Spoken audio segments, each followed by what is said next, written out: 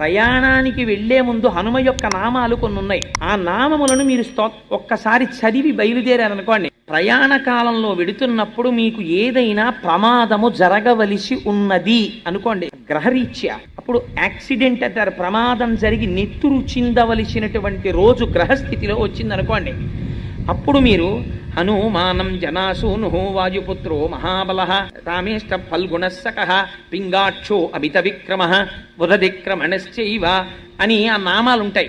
ఆ నామాల్ని మీరు ఒక్కసారి చదువుకునేవి ఎన్నో ఉండవు. ద్వాదశైతాని నామాని కపీంద్రస్య మహాత్మన 12 నామాలు. 12 నామాలు చదివి మీరు వెళ్ళారనుకోండి, ఆ రోజు మీకు ఏ చెయ్యి తెగిపోవడమో కాలు తెగిపోవడమో తల పగిలిపోవడమో అయిపోయి నెత్తురు వరదలై కింద పడిపోయి స్పృహలేని స్థితిలో ప్రాణాపాయమునకు వెళ్ళవలసిన వాణ్ణి స్వామి ఏం చేస్తారో తెలుసా అండి, ఒక్క నెత్తురు బొట్టు కారి వదిలిపెట్టి